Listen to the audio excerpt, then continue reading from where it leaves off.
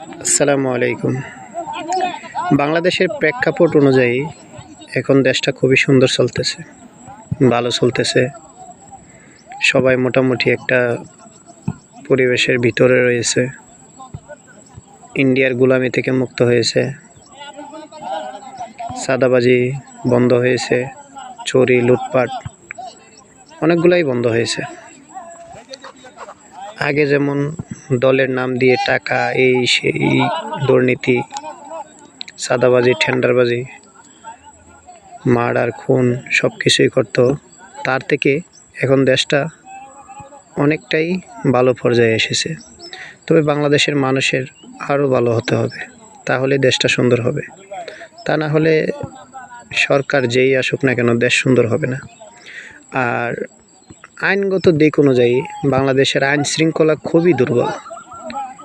যারা অপরাধী তাদেরকে দ্রুত শাস্তির আওতায় আনতে হবে, সর্বোচ্চ 1 মাসের ভিতরে।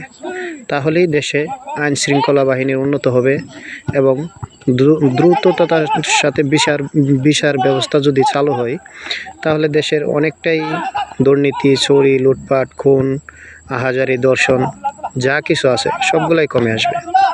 আর ধর্ষণের বিচার সর্বোচ্চ ফাঁসির রায় করতে হবে। সর্বোচ্চ 1 মাসের ভিতরে ফাঁসি কাস্টে ঝোলাতে হবে, তাহলে ধর্ষণ থেকে নারীরা মুক্তি পাবে, দেশটাও সুন্দর হবে। আর বাংলাদেশে যে বিচার ব্যবস্থা রয়েছে, উকিলের মাধ্যমে আপিল এই সেই, বারবার শুনানি, বারবার উকিল ধরা, বারবার গিয়ে হাজিরা দেয়া, এগুলাকে আরও কমিয়ে আনতে হবে। যে অপরাধী, প্রকৃত অপরাধী 1 মাসের ভিতরে তদন্ত করে তাকে সর্বোচ্চ শাস্তি প্রদান করতে হবে এবং যে অপরাধী না তাকে সর্বোচ্চ 1 মাসের ভিতরেই ছেড়ে দিতে হবে।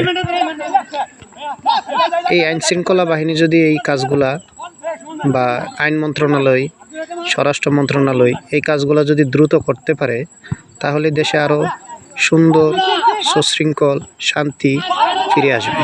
তা না হলে ফিরে আসবে না, কোনোদিনই ফিরে আসবে না শান্তি।